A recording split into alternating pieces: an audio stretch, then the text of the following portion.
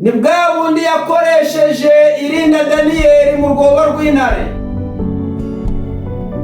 Imana yabashije kurinda Saduraka na Meshake na Abedenego mu itanura ry'umuriro. Iyo Mana iracyari Imana, ntaho yagiye, iracyariho. Niyo iguhaye iri sezerano rikomeye cyane ryo kukurinda. Imana ishimwe, Imana ihimbazwe. Imana ikurinze abanzi bawe, ifunze iminwa y'abanzi bawe.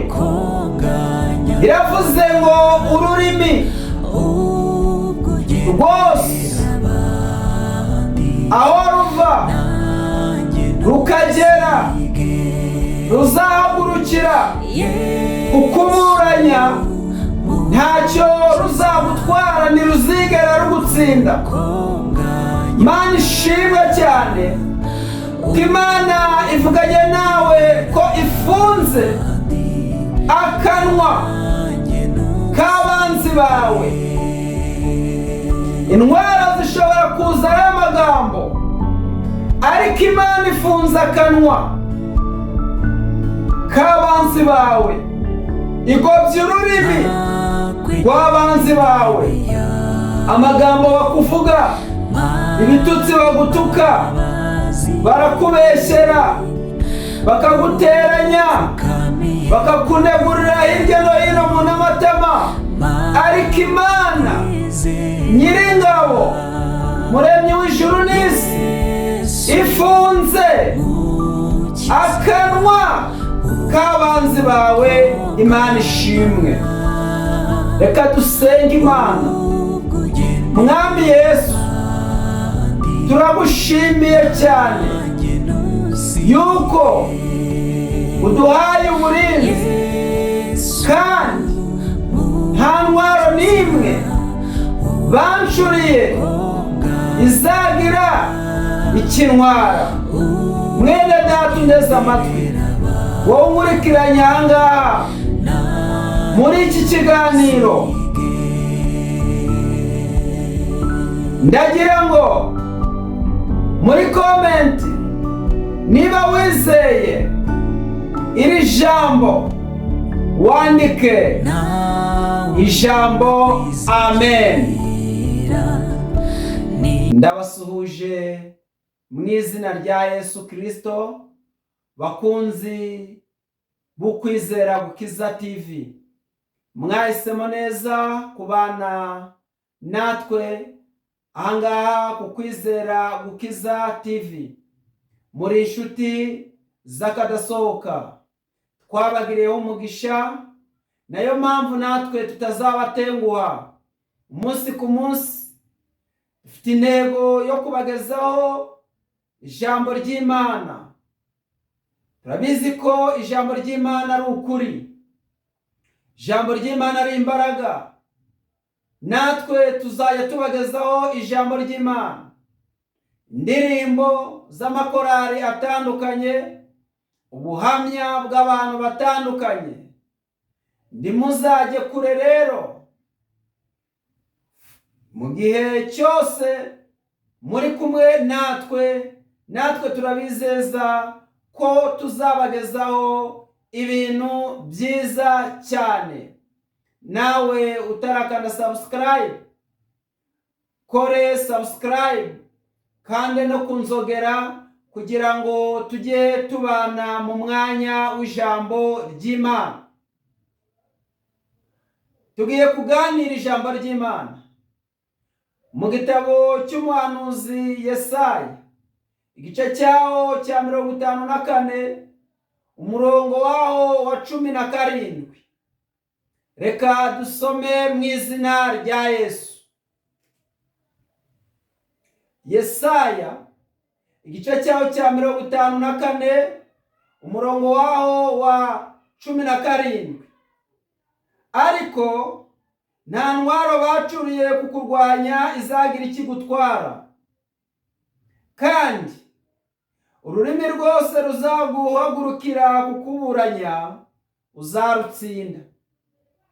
Ibyo nibyo murage w'abagaragu b'Uwiteka, kandi uko niko gukiranuka kwabo guturuka aho ndi, niko Uwiteka avuga. Iryo ni ijambo ry'Imana. Uwiteka avuze muki? Haravuze ngo nta ntwaro bacuriye kukurwanya izagira icyo igutwara, kandi nta rurimi ruzahagurukira kukuburanya ruzagutsinda. Uwo ni wo murage Imana Uwiteka ahaye abera bose. Nubwo umwanzi afite uruganda acuriramo intwaro, haba amagambo, haba imitego, haba iki, za ntwaro zose zitandukanye Satani acura, aguteranya mu kazi, akubeshyera, akuvuga uko utari, akunegura, aguteza rubanda n'ibindi byinshi bitandukanye, Uwiteka avuganye nawe ngo ntabwo bizigera bigira icyo bigutwara. Imana iguhaye uburinzi, Imana iguhaye protection, ko ibyo ntacyo bizagutwara. Imana izabigiraho imbaraga, Imana ibigizeho ububasha, Imana ibigizeho ubushobozi. Ibyo byose byari bigiye kukurwanya, wabonaga bikwishe, wabonaga biguteye ubwoba, wabonaga biguhangayikishije, ariko Uwiteka Imana Nyiringabo ije kukurwanirira, iguhaye protection, iguhaye garanti yuko bitazigera bigira icyo bigutwara. Imana ishimwe. Ahubwo ubuhamya bwawe nibwo bugiye kwivugira.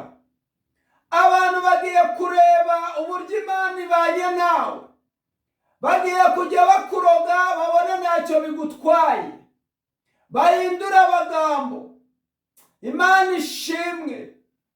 Ngo Pawulo bageze ku kirwa cyitwa Melita, ngo bene ikirwa barabakira mu Byakozwe n'Intumwa igice cya 28. Barangije babacanira umuriro ngo bote. Hari igihe cy'imbeho nyinshi cyane, hari ubukonje kuko bari bamaze gukira ubwo mu nyanja. Ngo maze ngo Pawulo agifata umuganda w'inkwi akoranye ashyira mu muriro, ngo hari igikururuka, hari inzoka, hari incira bari bamuteze muri uwo muganda. Ngo maze ngo kimwizingira ku gikonje kugira ngo kimurye. Abantu baravuga ngo noneho uyu nguyu idaca urwa kibera, iyi ngiyi ntabwo imukundira yuko abaho. Uyu nguyu agiye gupfa akindutse, agiye kubyimbirwa, mbese agiye gupfa urupfu rubi. Ariko ntibamenya yuko hejuru y'imbaraga zirwanya abana b'Imana hari imbaraga zibarwanirira. Ntibamenya yuko hejuru y'umumara uri mu nzoka hari umumara uri mu muntu ukorera Imana. Imana ishimwe. Ngo maze ngo babitegereza umwanya munini. Umwanya munini uratambuka, ngo bategereje yuko apfa akindutse cyangwa se ari bubyimbirwe, ngo barabibura. Barangije bahindura amagambo, baravuga ngo ni Imana. Baravuga ngo uyu muntu yarimo Imana. Havanga iyi ni Imana idasanzwe, Imana itandukanye n'Imana zabo, Imana itandukanye na Dagoni, Imana itandukanye na Bayali. Iyo niyo Mana imukijije. Haleluya. Nta ntwaro bacuriye kukurwanya izagira ikigutwara. Imana ishimwe. Ko byagenda kose, nta ntwaro bacuriye kukurwanya izagira igutwara. Imana ishimwe. Uwo ni umurage Imana iguhaye. Nawe Imana iguhaye umurage. Erega umwana ukavuka mu rugo, hagira ububasha n'uburenganzira n'ubwisanzure mu rugo iwabo. Nawe rero kuko uri umwana w'Imana, Imana iguhaye umurage ndakuka. Imana iguhaye umurage yuko uburinzi bw'Imana bugiye kukuzaho, protegisiyo y'Imana igiye kukuzaho, urwo rurimi rukuburanya rutazagutsinda. Aba bareba imanza ku buzima bwawe, umva ntacyo bazagutwara. Imana yohereje abamarayika bakukuburanira. Imana ishimwe, Imana ihimbazwe. Birashoboka yuko ufite intwaro nyinshi baciriye kukurwanya. Ese izo ntwaro ni izihe? Ni umurwayi, umaranye igihe kinini umurwayi byaranze. Ese ni inzara? Ni ubukene? Ese abantu bari gushaka kukugambanira? Bimeze gute? Amashyari se yarahagurutse, ba Penina babaye benshi ku buzima bwawe. Reba nawe mwene data, ureba niba hari intwaro bacuriye kukurwanya, ureba niba izo ntwaro zihari. Nurangiza mwene data, nawe umanuke muri komenti wandikemo iri jambo yuko izo ntwaro ntacyo zizagutwara. Ubihamye. Imana Nyiringabo, Muremyi w'ijuru n'isi, iraje kurwanirira bose babireba. Ku manywa y'ihangu Imana iraje kurwanirire. Abo bakuroga bagiye gukorwa n'isoni, abo bakuvuga nabi bagiye gukorwa n'isoni. Niba wizeye Imana, turabizi ko Imana yacu ishoboye, turabizi yuko nta kiyinanira, turabizi neza yuko Imana hari Imana nyamana, nta yindi Imana izayisimbura. Imana ishimwe. Mwami Yesu, turagushimiye cyane, turaguhimbaje yuko uri umubyeyi mwiza, yuko wita ku ntama zawe, yuko umenya abana bawe. Izina ryawe nirishimwe. Haleluya. Nta ntwaro n'imwe bacuriye kuturwanya izagira ikidutwara. Haleluya. Natwe turavuze ngo uri Imana, urera, uzahora wera, kandi uzabana n'abera. Urakoze Mwami, turagushimiye yuko udurinze, yuko uturinze, yuko uduhaye protegisiyo, kandi ukaba uduhaye ubwishingizi nakuka, mu izina rya Yesu Kristo. Amen.